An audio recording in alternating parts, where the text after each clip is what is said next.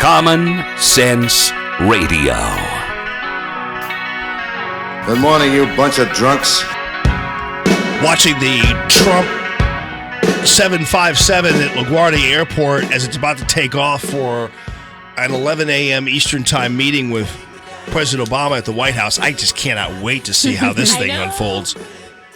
But he's all going along on the runway. You know, they're kind of taxiing, and they're spraying it with water. I don't know why they're doing that. They have these two fire trucks spraying with water? The airplane with water, like it's going through like a car wash, except it's a plane wash. What that is, Chris Wallace maybe can tell me, or maybe he can't. But hey, Chris Wallace, how are you? I'm good. How are you? Great. Hey, by the way, great coverage Tuesday night. I thought you were a tremendous voice of clarity and reason, and that Juan Williams thing was entertaining also. Oh, I don't get to see you hang out with a lot of the other Fox people all the time, because normally you're an entity all your own. You're a powerhouse. You're the Fox News Sunday guy, and occasionally you'll be a guest, obviously, on people's shows. But I've never seen you in I rarely see you in the group setting, and I thought you handled Juan very well. Thank you. You're welcome. Thank you. You know, I have to laugh. I just have to laugh at the reaction of Democrats and liberals to what's going on here. It is so interesting. It's like Bizarro World, because all the thing they kept saying is, would Trump and would Trump's supporters accept the results of the election? Well, now you've got, I will say that Clinton and Obama have been very graceful about it, but you've got demonstrations in the street. They talked about, were the Trump supporters going to be violent when Hillary won? Now there are, not a lot, but there are some Clinton supporters calling for violence. And I have to tell you, and if it's worth going online to see it, this is the headline in the New York Times today. I mean, here, the Wall Street Journal, a new political order, perfectly sensible. The Washington Post, across divide, all eyes on Trump. Here is the across the top page banner headline in the New York Times: Democrats, students, and foreign allies face the reality of a Trump presidency. That's the banner headline in the New York Times. Democrats, I'm surprised it isn't proletariat upset about Trump presidency or rioting about it's almost like a parody of itself. Yeah, it is true. I mean, it's almost like now. Well, it's almost to the degree that now they're the story. They're the ones who we need to focus on, the unhappiness of students in Oregon. It's like, really? Yeah. Well, they just need to grab their grief puppies and settle down. Yeah, I mean, literally, there are stories about grief counseling. I know. I must say, it's all putting me in a very good mood. And I'm not saying that I was for Trump or against Trump, but when you see people so upset about something, it's called an election. Guess what? You don't always win. And I thought that Obama was very good about that yesterday. And I also thought it was very good when he talked about the fact that this is an intramural scrimmage, that we're not Republicans, we're not Democrats, we're Americans, we're all on the same side, and you don't always win the election. Sometimes you lose the election. Well, and you should be happy, because here's the thing. Even though I think early on, and you weren't alone, obviously, there were people who didn't think... here we go. Well, no, what I'm saying is who didn't think it was a serious candidate. But all throughout this election, culminating in your awesome moderation of that debate, you treated each one of them the exact same way. I mean, there was nothing different in your approach, which I can't say the same thing for a lot of folks out there, journalistically, whatever, but your approach has always been straight down central on both of these folks. Well, and let me tell you, I the morning after 3 big hours of sleep, but they were good hours, I woke up and I'm watching some of the mainstream media morning show coverage. It was like their puppy had died. They were all acting in grief and with tremendous, as if they were in mourning. No, we got a new president, baby. And I promise you, if it had gone the other way and Clinton had won, there wouldn't have been all this sense of, well, now grief counseling for Trump supporters. That that wouldn't have been it, and it wouldn't. The headline in the New York Times: Democrat students and foreign allies. I mean, can you imagine if it said Republicans, working workers, and whatever? It just wouldn't happen the other way. It's pretty amazing. There are a lot of people being revealed in the aftermath of this election. Now, can you tell me, because I know this is kind of an innocuous question, but why are they spraying his plane while it's taxiing on the runway? Do you know? I have absolutely no idea. Okay. Are they spraying the plane or the runway? They're spraying, like there are two fire trucks, and they're spraying cannon water onto the plane as it's taxing. I'm just trying to figure out. Well, usually, I mean, all of our experiences, they do that when they're de-icing, but since it's about 60 degrees in New York, that can't be. I will say this: it's one of the really interesting things, and I've covered, I'll go back to Reagan. A nominee of a party gets a lot of Secret Service protection and all of that, and so when I was covering Reagan in the fall of 1980, but when they become elected president of the United States, it's a completely different deal. I mean, the level of security for a president as compared even to a nominee, it's a different deal. Oh, it is? And it's all, I mean, you could see it with how they beefed up security around Trump Tower.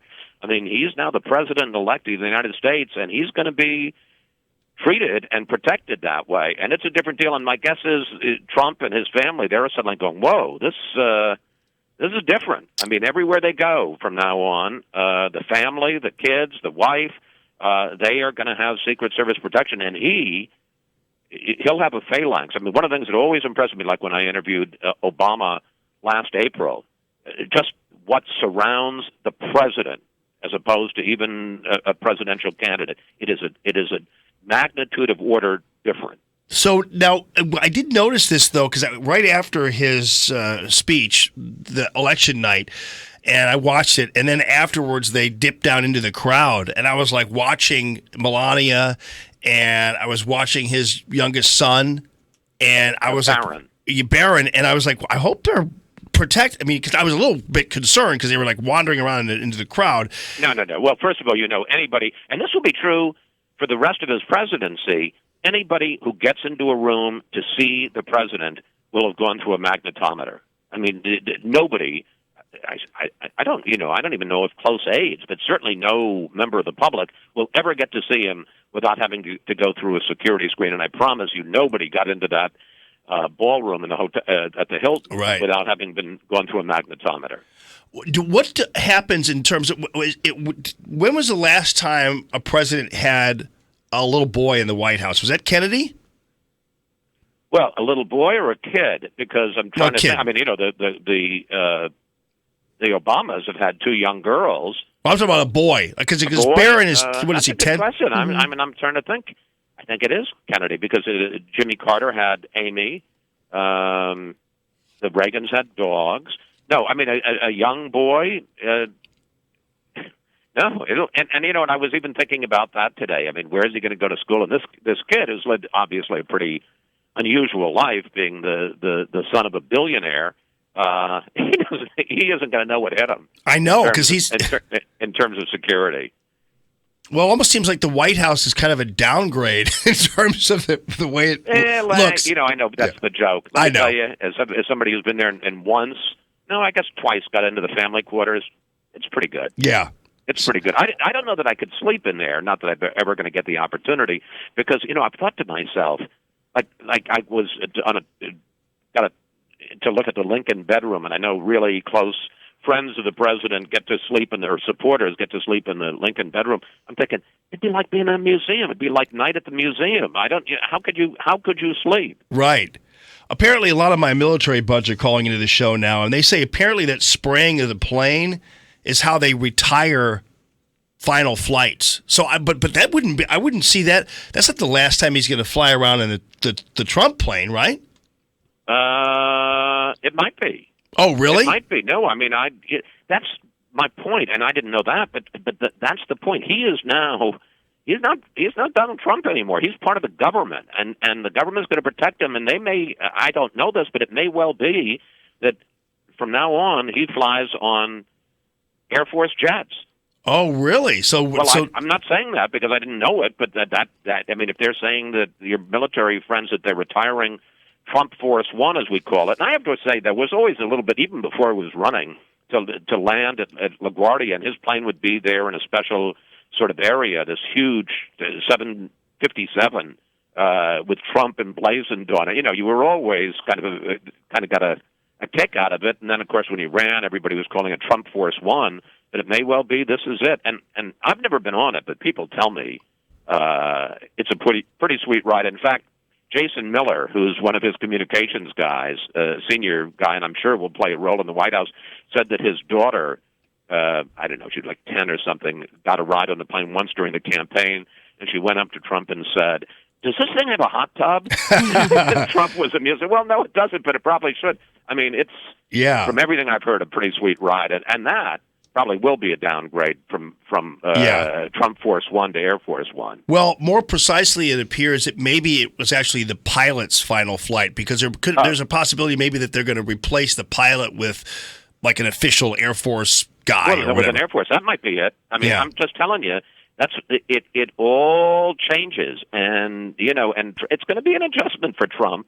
Even as I say, as secure as he's been for the last 15 months.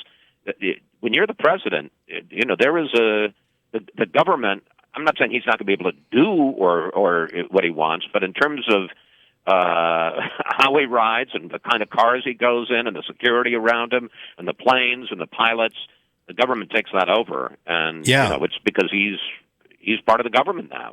I had heard that he's also going to get a new limo, like they have a bigger limo now or something for him. I don't know. I just well, I'm sure. I mean, I would think he would get what they call one of the beasts, and the beasts are these double armor plated cars that are tons heavy. And again, he's not Donald Trump anymore. He's President Trump. It's a different deal, and everybody's going to have to get used to it. Supporters, opponents, the Trump family, it's a different deal. Now, let me ask you this then. When he gives his inaugural address, are former presidents always there, right?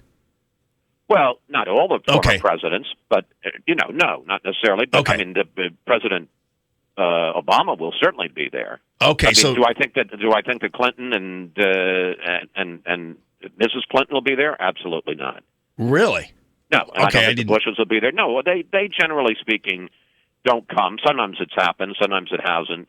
I'd be surprised if particularly if the Bushes come. They're not. They don't like this guy much. they're not on board with this whole thing. Well, and in fairness, he said some rough things. I mean, they're not going to oppose him. They're not going to say mean things about him. But I don't know that they're going to go out of their way to usher him into office. Well, apparently Jeb did roll out a tweet or something that was saying, "Hey, congratulations" or whatever. But that's about as much as we've heard from them. All right. Look, and I'm sure everybody's going to be gracious, except for the New York Times.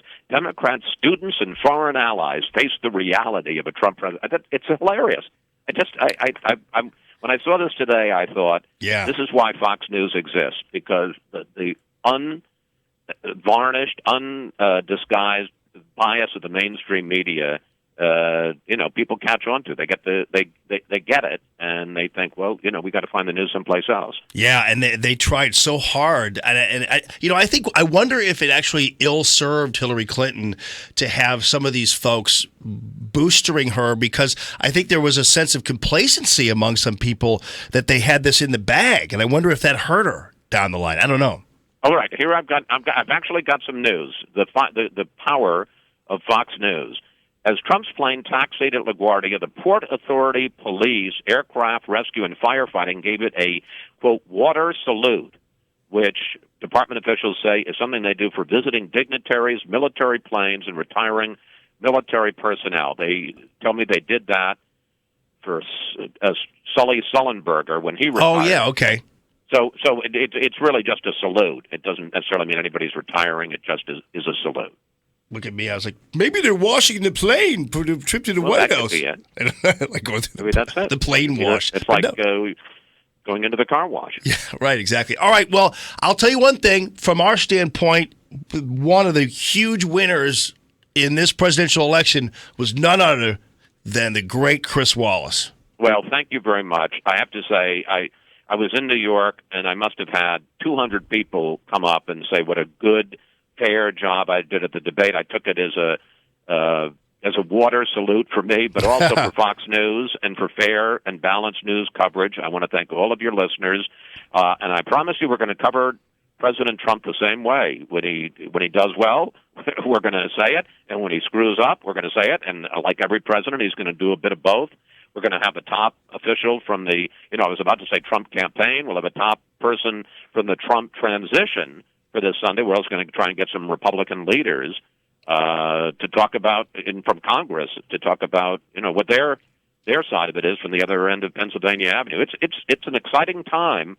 And that's the pendulum always swings in American politics, and now it's swung back to conservatives, and in this particular case, to kind of anti-establishment.